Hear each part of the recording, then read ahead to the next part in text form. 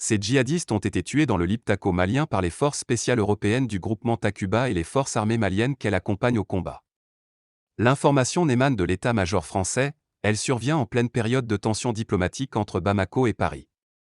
C'est la première fois qu'une unité malienne engagée auprès de Takuba obtient un tel bilan opérationnel, écrit l'armée française, précisant que cette opération menée du 1er au 6 février dans la zone dite des « trois frontières », aux confins du Mali, du Burkina Faso et du Niger, a permis de saisir de nombreux équipements et composants pour la fabrication d'engins explosifs improvisés.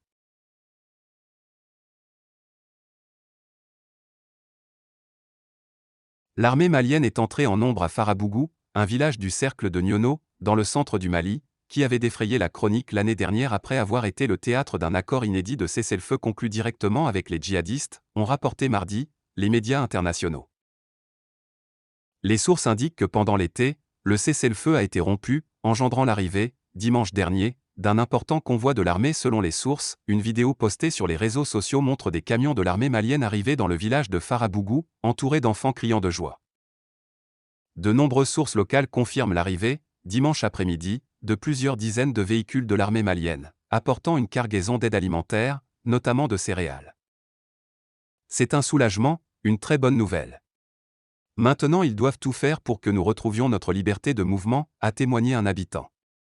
Ces derniers mois, les djihadistes de la Katiba Massina ont notamment brûlé les récoltes des champs alentours et attaqué des véhicules civils. Au mois de mars dernier, un accord de cessez-le-feu avait été conclu lorsque le village était encerclé par les djihadistes de la Katiba Massina, affiliés au groupe de soutien à l'islam et aux musulmans, JNIM, lié à AQMI. Objectif est humanitaire et opérationnel. Aujourd'hui, des militaires sont en poste dans le village pour le sécuriser. Des vivres sont régulièrement livrés par voie aérienne. Cette fois, ils sont arrivés en même temps que la relève et de façon massive, a indiqué l'armée. Pour des raisons de sécurité, la direction de la communication de l'armée malienne ne communique aucun détail sur les effectifs ni sur la durée de l'opération, mais a précisé qu'elle a commencé jeudi dernier, avec un double objectif, humanitaire et opérationnel. Depuis le mois de décembre, les FAMA ont lancé de nombreuses offensives sur plusieurs fronts, y compris dans le cercle de Niono, où se trouve Farabougou.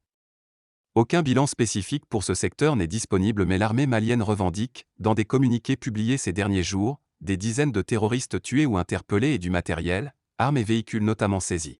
Plusieurs sources locales rapportent cependant des destructions et des actes de pillage dans des villages peuls proches de Farabougou, régulièrement accusés de collusion avec les djihadistes.